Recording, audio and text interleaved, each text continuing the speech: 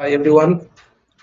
আজকে আমি আপনাদের সামনে মানে কিছু কথা বলবো যে আজকের এই পৃথিবীতে, বিশেষ করে ভারতবর্ষের মধ্যে, অন্যান্য রাষ্ট্রের মধ্যেও রয়েছে, তার মধ্যে আমাদের মধ্যে যে দুর্নীতি চরম পন্থায় বা চরম অবস্থায় গিয়ে পৌঁছাইছে, বুঝতে পারলেন?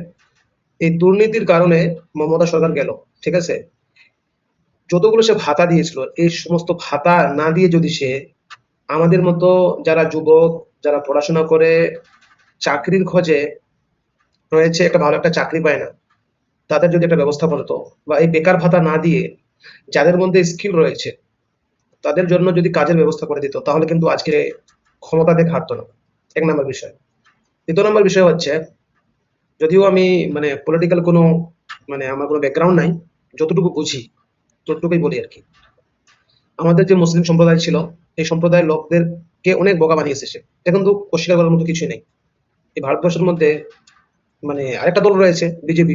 আপনারা সবাই জানেন যে এরাও কিন্তু মানুষের ব্রেনকে ওয়াশ করে দিয়েছে ধর্মের নাম দিয়ে।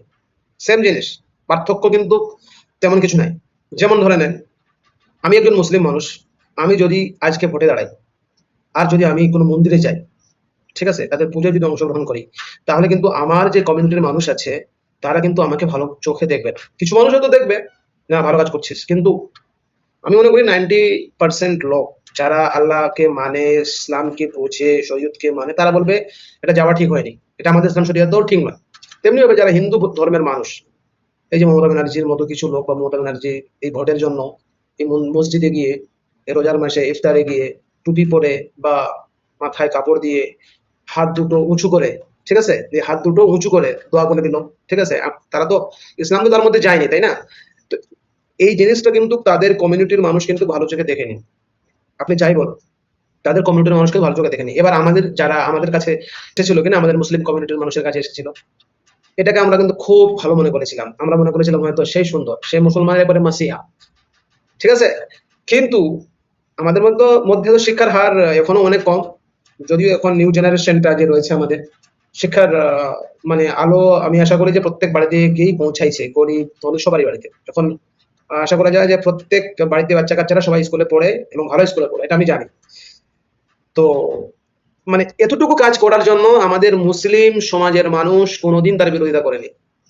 ইভেন কি আপনি দেখেন, এই সামান্যটুকু ওই মুয়াজ্জিনের আর ইমামের ভাতা যেগুলো দেওয়া হয় সরকারের তরফ থেকে, এতদিন যতদিন দিয়েছে আর কি, এতে আমাদের মুসলিম সমাজের মধ্যে, মুসলিম সমাজের কি উপকার হয়েছে আপনি বলেন? কিছুই উপকার হয়নি। আমাদের যে মসজিদ থাকে, আমরা তো যে মসজিদের যে ইমাম যে আমাদের থাকে, আমরা তো নিজের টাকা দিয়ে তাদেরকে রাখি, তাই না? অনেক বেশিরভাগ গ্রামের মসজিদে যে ইমাম থাকে 10,000 12,000 টাকা করে গ্রামের মানুষই মাস দেয়, ঠিক আছে। তো ওই টাকা দিয়ে কি হয়েছে জানেন? অযোগ্য যারা মানুষ সারা জীবন নামাজ পড়ায়নি, বা অনেক মানুষ আছে গ্রামের মানুষ, তাদের পিছনে নামাজই পড়তে চায় না, ঠিক আছে, মানে তারা সে অযোগ্য, ইসলাম সম্পর্কে তার কোনো ধারণা নাই, তার কাছে কোনো একটা যে মানে কি বলবো আপনাকে, উম, ইমাম হওয়ার জন্য যতটুকু যোগ্যতার প্রয়োজন ছিল তার মধ্যে কোনো যোগ্যতাই ছিল না। খালি শুধু বসে বসে কি হয়েছে, সে টাকা খেয়েছে। আর মসজিদের মধ্যে কি আমাদের মুসলমান কমিউনিটির মধ্যে যার কারণে কি হয়েছে, বিভেদ হয়েছে, ঠিক আছে, মসজিদ 2টো হয়ে গেছে, 3টো হয়ে গেছে, এটা কিন্তু হয়েছিল। কিন্তু আমাদের মুসলিম সমাজের কোনো লাভ হয় নাই। চাকরির ক্ষেত্রে আপনি যদি দেখেন, পুলিশ বিভাগে যারা বড় বড় পদ রয়েছে, সেখানে আমাদের কোনো আমরা খুবই নিম্নতম চাকরির যে স্তর রয়েছে, খুব নিম্ন। অন্যান্য যে আরো জায়গা রয়েছে, যেমন আমাদের মাদ্রাসা বোর্ড থেকে আমি নিজে পড়াশোনা করেছি, তো মাদ্রাসা বোর্ডে হোক কিংবা হাই স্কুল হোক, এখানে কোনো টিচার নেই। যেখানে আমাদের জেনারেশন তৈরি হবে, আমাদের ছেলে মেয়েরা তৈরি হবে, আমাদের ভাই বোনেরা তৈরি হবে, তাদের ভবিষ্যৎ করবে, সেখানে এই সরকারের কোনো ইনভেস্টমেন্ট ছিল না। যার কারণে মানুষ কি মনে করেছিল যে যাই হোক এই সরকারকে পরিবর্তন করতে হবে। কিন্তু বর্তমান যে সরকার রয়েছে, জানি না কতটুকু কাজ করবে। অনেক তো আশা দিয়েছে, কিন্তু এখন থেকে তো শুরু হয়ে গেছে হিন্দু মুসলিমের একটা যে খেলা, ঠিক আছে। এই যে আমাদের কুরবানি বন্ধ করে, গরুকে কুরবানি করাতে করতে দেওয়া হবে না। বর্তমান যে বিজেপি সরকার রয়েছে, এই যে নিট যে পরীক্ষা, তার যে মানে পরীক্ষা হওয়ার আগেই কোয়েশ্চেন যে ছিল, কি করলো, লিক করে দিল, এনটিএ লিক করে দিল। যার কারণে মানুষ নিজের ক্ষোভ যখন যে যখন আন্দোলন যখন সে শুরু করে, তখন সে আন্দোলনকে মানে সে আন্দোলনকে স্থগিত করার জন্য তারা আজকে লাঠিচার্জ করেছে। ইভেন কি আমাদের যে সুপ্রিম কোর্ট রয়েছে, সুপ্রিম কোর্টের প্রধান বিচারপতি বলেছে ককরোচ, এরা হচ্ছে ককরোচ। আমরা নাকি লেজি, আমাদের নাকি কোনো যোগ্যতা নেই, আমরা নাকি অলস। কোথায় গিয়ে কাজ করবো রে ভাই? আমরা পড়াশোনা করেছি, সারা জীবন হস্টেলে থেকেছি, বাইরে থেকেছি, বাইরে থেকে পড়াশোনা করেছি, বাবা মারা সবাই পড়াশোনা করিয়েছেন, জায়গা জমি তারা কিনতে পারেনি। আমার বাবা হোক আমার মা হোক সারা জীবন আমাদের জন্য কষ্ট করে গেছেন যে ভবিষ্যৎটা তাদের জন্য সুন্দর হয়। কিন্তু আজকে আমাদের ভবিষ্যৎটা কোথায়? প্রাইভেট সেক্টরে জব করব, সেই জায়গাও আমাদের নাই। ৭,০০০-এর মতো স্কুল আমাদের পশ্চিমবঙ্গে বন্ধ হয়ে গেছে। ঠিক আছে? এবার যাদেরকে চাকরি দেয়, অযোগ্য লোকদেরকে চাকরি দেয়। তারপর ভোটার লিস্ট থেকে মানুষের নাম বাদ। বর্তমান দেশের মধ্যে মাত্র ২ টা জিনিস, বিরোধিতা আপনি যদি করতে যান, মুসলিম হলে তো আপনাকে বলবে আপনি বাংলাদেশি রোহিঙ্গা। এইভাবে আপনাকে কি করা হবে? ট্যাগ দেওয়া হবে। আর কি জাতপাতের একটা রাজনীতি, ও মুসলিম, আমি হিন্দু, খ্রিস্টান, এটার রাজনীতি বর্তমান আমাদের ভারতবর্ষের মধ্যে। কিন্তু মানুষের ডেভেলপমেন্ট, মানুষ কি করে উন্নত করবে, আমাদের চিকিৎসা ব্যবস্থা যে অবস্থা, মানে চরম খারাপ অবস্থায় রয়েছে। আমাদের পশ্চিমবঙ্গে কোনো চিকিৎসা নেই। আমি হায়দ্রাবাদে থাকতাম, প্রায় ৫ বছর থেকেছি। সেখানে আমি এআইজি হসপিটালের পাশে থাকতাম।